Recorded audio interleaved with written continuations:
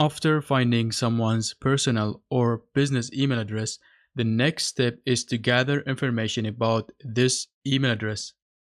So if you have got an email address and you don't know to which person this email address belongs to, then you can perform the techniques that I'm going to talk about in this section. You might also be able to gather information about the location of the person who is using this email address.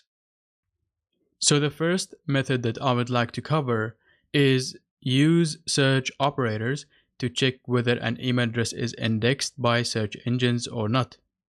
For example, here I have searched for Zaid at zsecurity.org on Google and we're able to get a search result.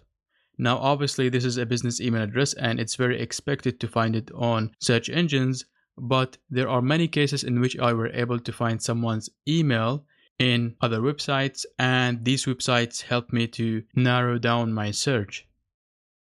Now let me show you a real life example. So far we have gathered two email addresses. This is the first one, rishikabra132@gmail.com, that we were able to find it in this document on Google. And this is the second email address that we found it on his Twitch account. So what I always like to do is just to copy the email address and then go to Google and put it within two quotation marks and then hit enter.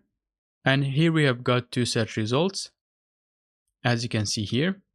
And the email address is or has been found in this document.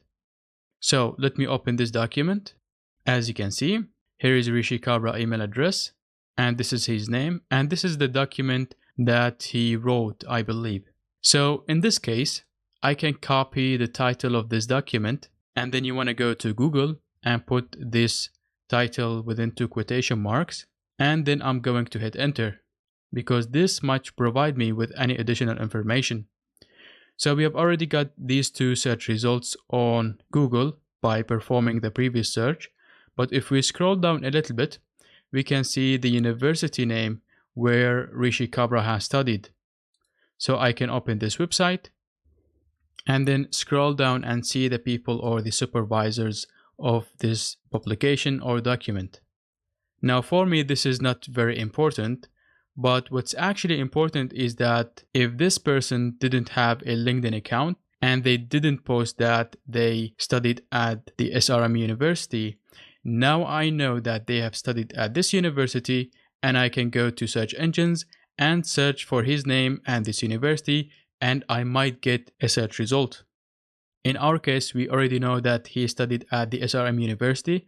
This is the PDF file that I have downloaded from his LinkedIn account. But in case the person didn't have a LinkedIn account and they have a very popular name, then you can search for the university name and their name on search engines. So I can say SRM University like this, and then say Rishi Kabra, and then hit enter, and then we will get less search results. Now let's search for the second email address, which is his gaming email address. I'm going to copy it and then go to Google and then search for it. And as you can see, we have got only one search result, which seems to be his YouTube channel. So here is his YouTube channel with the same logo that we have found on his Twitch account. And this is his email address. We can also find additional information like his Twitch account, just in case we didn't have his Twitch account. Now we have it because he have linked it to his YouTube channel. Now you want to keep in mind to search for this same email on other search engines like Bing or Yandex. So if we have searched for rishikabra@gmail.com on Yandex, we will probably get a search result. So as you can see, we have got some search results. Let me put it within two quotation marks. And now we only got two search results, one on GitHub and the second one in the document that we have already saved in our notes. One more thing that I would like to show you, which is if you have someone's email like this, I always like to remove the domain name and then search for the first part of the email on search engines. Now we already know that Rishi Kabra uses this username on multiple accounts, but in case someone has a very unique email address, then you can search for the first part of the email on search engines. So we can copy it and put it on Google, etc. As you can see.